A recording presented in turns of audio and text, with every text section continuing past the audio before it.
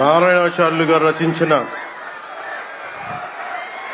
శివతాండవ కావ్యం పుట్టిన నేల, రచించిన నేల, తెలుగు భాష విలువను పెంచిన నేల, ఆడినమ్మ శివుడు పాడినమ్మ భవుడు అని శివతాండవాన్ని వినిపించిన నేల.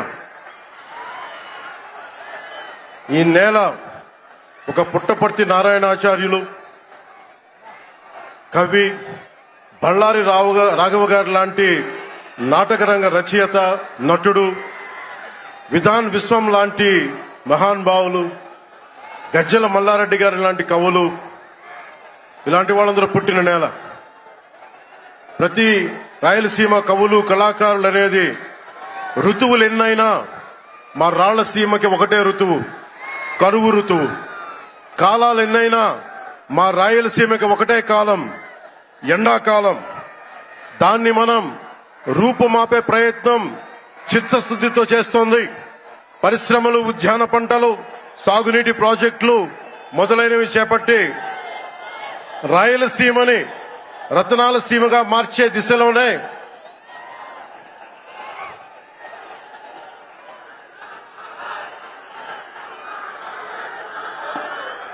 ఈ రోజున మేమందరం గౌరవ ముఖ్యమంత్రి గారి చంద్రబాబు నాయుడు గారి నాయకత్వంలో మీ ముందుకున్నాం.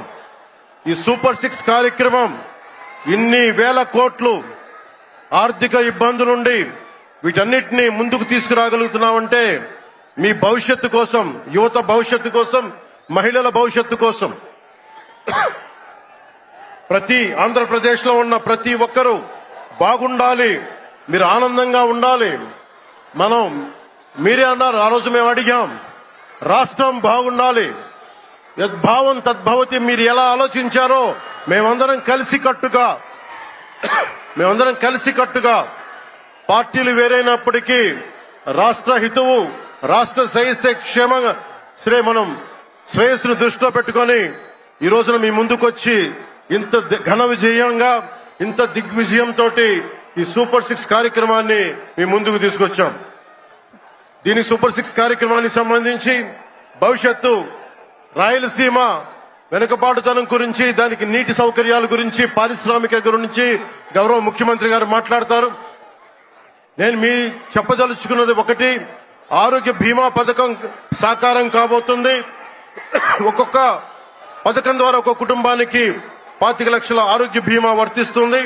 అలాగే పర్యాటక రంగంలో కూడా మనకి దాదాపు 10,000 పైచులకు పెట్టుబడులు ఆకర్షిస్తున్నాం. అలాగే పంచాయతీ రాజ్ శాఖలో కూడా పల్లె పండుగ ద్వారా 13,300 గ్రామ పంచాయతీలని గ్రామ సభలు నిర్వహించి రికార్డు చేసి 2,007 కిలోమీటర్ల బీటీ రోడ్లు, 4,000 కిలోమీటర్ల సిసి రోడ్లు చేయగలిగాం. 1,55,000 నీటి కుంటలు నిర్మించి 1 టీఎంసీ నీటిని వర్షాకాలం నిల్వ చేయగలిగాం. అలాగే మూగజీవాల దాహార్తి తీర్చేందుకు 15,000కు పైగా నీటి తొట్లు నిర్మించాం. 22,518 మినీ గోకులాలు చేశాం.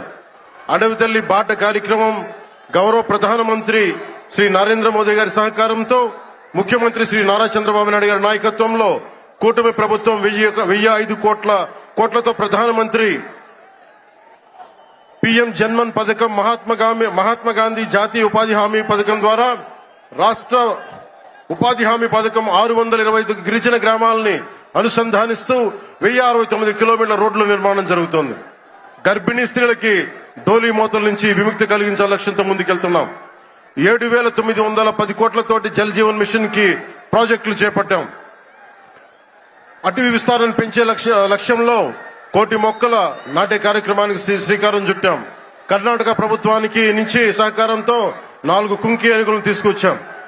అలాగే శాంతి భద్రతల పరిరక్షణ వ్యవహారంలో భేదాలు చూడకుండా ముందుకు వెళ్తామని శాసనసభ సాక్షిగా గౌరవ ముఖ్యమంత్రి శ్రీ నారా చంద్రబాబు నాయుడు గారు స్పష్టం చేశాం.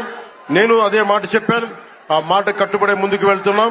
శాంతి భద్రతలకు ఎలాంటి ఆటంకం కలగకుండా ఉన్నప్పుడే రాష్ట్రంలో పెట్టుబడులు, పరిశ్రమలు వచ్చి యువతకి ఉపాధి, ఉద్యోగ అవకాశాలు లభిస్తాయి.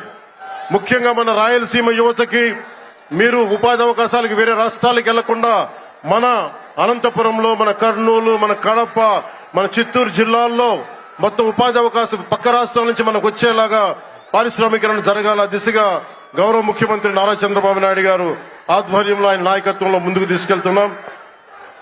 కూటమి ప్రభుత్వం ప్రతి అడుగులోనూ త్రికరణ శుద్ధితో పనిచేస్తుంది. గౌరవ ప్రధానమంత్రి శ్రీ నరేంద్ర మోదీ గారి వికసిత్ భారత్ విజన్ దిశగా గౌరవ ముఖ్యమంత్రి శ్రీ నారా చంద్రబాబు నాయుడు గారి నాయకత్వంలోని కూటమి ప్రభుత్వం ముందుకు సాగుతూ 2047 నాటికి ఆంధ్రప్రదేశ్ ని దేశంలో నెంబర్ 1 రాష్ట్రంగా తీర్చిదిద్దుతామని మీ అందరికీ తెలియజేసుకుంటూ జై భారత్, జై హింద్.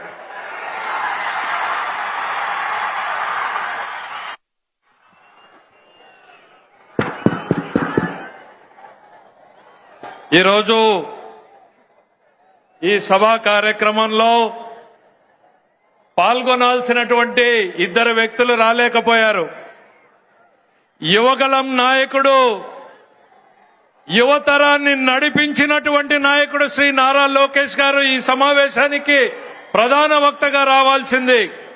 అయితే నేపాల్లో చిక్కుకుపోయినటువంటి తెలుగు వాళ్ళని కాపాడడం కోసం గౌరవ ముఖ్యమంత్రి గారి ఆదేశాలతో ఆయన అమరావతిలోనే ఉండి ఆ కార్యక్రమాన్ని పర్యవేక్షించడం వల్ల రాలేకపోయారు. మరో వ్యక్తి మన అఖండ బాలయ్య గారు రావాల్సింది. ఆయన అనారోగ్యంతో ఆయన ఆగిపోవాల్సినటువంటి పరిస్థితులు వచ్చినాయి. చివరిగా బాబు దయచేసి మీరు 10 మంది కలిసి సమావేశాన్ని డిస్టర్బ్ చేయొద్దు. మీరంతా మన కూటమి సభ్యులు. ఈ సభ మనది, విజయవంతం కావాలి. దయచేసి ఆ జెండాలన్నీ దించండి ప్లీజ్. అంతా మనందరం కలిసి పనిచేసాం కదా, ప్లీజ్ దయచేసి దాన్ని దించండి. మేము హుషారుని అర్థం చేసుకోగలం. దయచేసి పెద్దలు ముఖ్యమంత్రి గారు మాట్లాడబోతున్నారు, శ్రద్ధగా వినాలి కదా. మన ఈ అల్లరి ఉత్సాహం మంచిదే, కానీ ఆంధ్రప్రదేశ్ భవిష్యత్తు కోసం కదా మేమందరం ఇక్కడికి వచ్చాం. గౌరవ ముఖ్యమంత్రి గారు మన పారిశ్రామికీకరణ, ఉపాధి, ఉద్యోగ అవకాశాల గురించి మాట్లాడతారు. అందుకని దయచేసి జెండాలను ఇబ్బంది కలగ కొంచెం కింద దించండి దయచేసి. రాయలసీమ శతాబ్దాల కరువుకు శాశ్వత చిరునామాగా ఉన్న రోజుల్లో ముఠా కక్షలకు, పెత్తందారి పోకడలకు నిలయంగా అడుగడుగున వెనుకబాటుతనం, ప్రతి పల్లెలో పేదరికం అలుకున్నటువంటి రాయలసీమ బీడు బారిన భూములకు హంద్రీ నీవా ద్వారా నీళ్లిచ్చి బంగారు పంటలు పండించే భూములుగా మారుస్తున్నటువంటి నాయకుడు, వర్షాకాలంలో సైతం చుక్క నీరెరుగని అనంత చెరువులకు ఎండాకాలంలో నీళ్లుండేలా ఇస్తున్నటువంటి నాయకుడు, పంట నష్ట పరిహారాన్ని, రైతులకు ఇన్సూరెన్స్ ని, డ్రిప్ ని పరిచయం చేసినటువంటి నాయకుడు, రైతు కళ్ళల్లో దైన్యం ఒకప్పుడైతే మీసం మెలేసే శౌర్యంగా ధైర్యాన్ని ఇచ్చినటువంటి నాయకుడు, ఒకప్పుడు ఎడారి అంటే నేడు గలగల పారే జలధారి రాయలసీమ అన్నటువంటి నాయకుడు, పరిశ్రమలు ఒకప్పుడు బాబాయ్ అంటే ఇప్పుడు బాబున్నాడు అంటూ వస్తున్న పరిశ్రమలు, కత్తులు పట్టిన చేతులకు కంప్యూటర్లు ఇచ్చినటువంటి నాయకుడు, రాయలసీమ ప్రజల భవిష్యత్తుకు ఆశాజ్యోతి, సీమ ప్రజల ఏకైక ఆశాదీపం, రాయలసీమకు జలహారతి పట్టినటువంటి నాయకుడు. మీ పేరు